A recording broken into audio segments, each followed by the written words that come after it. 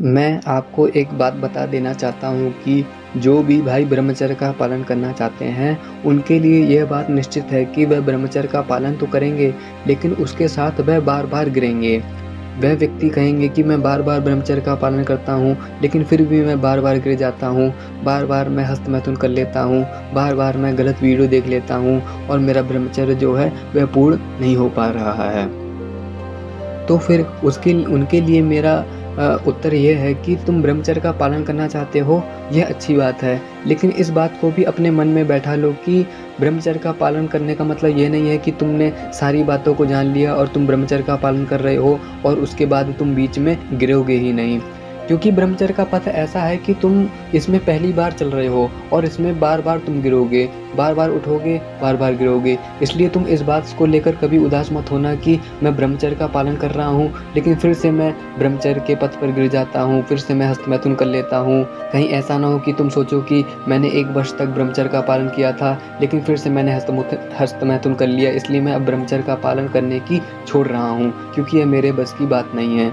लेकिन मेरी बात यह समझो कि तुम यदि ब्रह्मचर्य का पालन कर रहे हो, तो फिर आने वाले समय में तुम सच में ब्रह्मचर्य का पालन कर पाओगे। बस आपके भीतर इंटेंस डिज़ायर होनी चाहिए और तुम बार-बार गिरोगे। इसमें कोई बुराई नहीं है कि तुम बार-बार गिर रहे हो। मैं खुद बार-बार गिरा हूँ, क्योंकि ब्रह्मचर्य की चीज़ ऐसी है कि उसमें हमको समझना पड़ता है, ज्ञान लाना पड़ता है, तरह-तरह की चीज़ों को देखना पड़ता है और आज का तो समय ऐसा हो गया है कि यहाँ पर ब्रह्मचर्य का पालन कठिन हो गया है। इसलिए आप उदास मत हो, यह मत सोचो कि मैं ब्रह्मचर्य का पालन कैसे कर पाऊँ, क्योंकि मैं बार-बार तो गिर रहा हूँ, बार-बार मैं हस्तमैथुन कर लेता हूँ, मेरे भीतर कमज़ोरी भी आ रही है। लेकिन कोई बात नहीं, यह सारी चीज़ें होने के बाद भी एक समय ऐसा आएगा जब तुम सच में ब्रह्मचर्य का पालन कर पाओगे। ऐसे उदाहरण भी हैं जो पहले ब्रह्मचारी नहीं थे, लेकिन बाद में वह ब्रह्मचारी बने। अब जैसे कि विवेकानंद जी थे, उनका बचपन का नाम नरेंद्र दास था। तो फिर जो विवेकानंद जी जो हैं, वह पूर्ण रूप से ब्रह्मचारी थोड़ी थे। पहले वह चरित्रहीन थे, उनका भी मन डामाडोल था, वे भी स्त्रियों को देखकर मोहित हो जाते थे। एक बार की बात है कि उन्होंने किसी स्त्री को देख लिया था और वह अपने आप से इतना नाराज़ हुए थे कि उन्होंने अपनी आँखों पर मिर्च डाल ली थी, ताकि ये जो आँखें हैं, ये किसी स्त्री की तरफ देख ही ना पाए। इसलिए उनके जीवन चरित्र से हम ऐसा समझ सकते हैं ना कि वह भी पहले ब्रह्मचारी नहीं थे, वह भी ब्रह्मचर्य का पालन करने का प्रयास कर रहे थे। तभी तो जब वह ब्रह्मचर्य में असफल हुए तो उन्होंने अपनी आँखों में मिर्च डाल ली। इसलिए आप भी उदास मत हो, यदि आप ब्रह्मचर्य के पथ पर बार-बार गिर रहे हो तो फिर कोई बात नहीं। आपकी ब्रह्मचर्य के पालन करने की जो निष्ठा है, वही आपको एक दिन ब्रह्मचारी बनाएगी।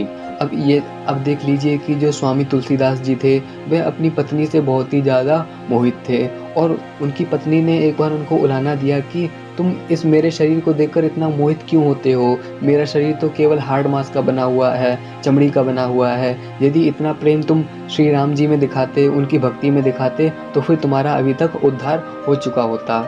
ये सारी बातें सुनने के बाद ही तुलसीदास जी जो थे, वह पूर्ण रूप से ब्रह्मचारी बन पाए और उन्होंने रामचरितमानस का पूरी तरह से विकास किया, उसका निर्माण किया। उस प्रसंग से भी तो यह बात निकल कर आती है कि हमको ब्रह्मचारी बनने के लिए पूर्ण रूप से प्रयास करना चाहिए।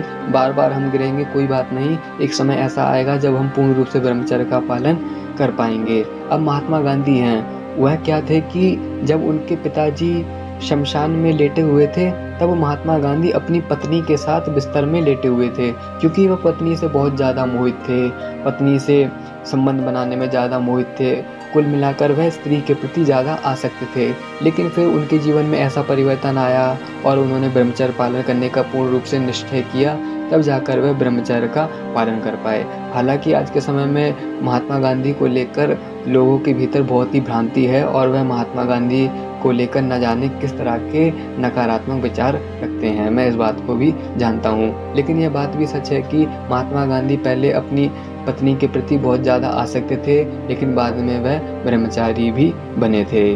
तो फिर इन सारी चीज़ों से तो यही बात निकल कर आती है कि हम बार-बार गिर रहे हैं, कोई बात नहीं। यदि हम सच में भगवान से प्रार्थना करेंगे कि मुझे ब्रह्मचर्य की शक्ति दो, मैं ब्रह्मचर्य का पालन करना चाहता हूँ, मैं ऊंचे-ऊंचे लक्ष्यों को प्राप्त करना चाहता हूँ, तो फिर तुम्हारी वास्तव में सहायता की जाएगी और तुम पूर्ण रूप से ब्रह्मचर्य का पालन भी कर पाओगे। इसीलिए मैं आपको कहना चाहता हूँ कि ब्रह्मचर्य के पथ पर आप बार-बार गिरोगे, लेकिन उदास मत हो, क्योंकि उदासी के बाद ही एक नया सवेरा होता है और ऐसा समय भी आएगा जब आप पूर्ण रूप से ब्रह्मचर्य का पालन कर पाओगे। बस कमियाँ ये हैं कि हम अपने ऊपर कंट्रोल नहीं कर पाते हैं और आज का वातावरण भी अच्छा नहीं है, जहाँ देखो वहाँ पर अश्लीलता फैली हुई है, इसलिए हमारे ब्रह्मचर्य नाश करने के जो कारण हैं वो बहुत ही ज़्यादा हैं और ब्रह्मचर्य के पालन की वजह जो है वो बहुत ही कम है। इसीलिए आज के समय में ब्रह्मचर्य का पालन करना कठिन हो गया है और हम बार-बार उसी की वजह से गिरते हैं, बार-बार अपने गंदी आदतों की वजह से गिरते हैं। इसलिए हमको अपने ऊपर नियंत्रण करना होता है। जब हम खुद पर नियंत्रण करेंगे तभी हम ब्रह्मचर्य का पालन कर पाएँगे।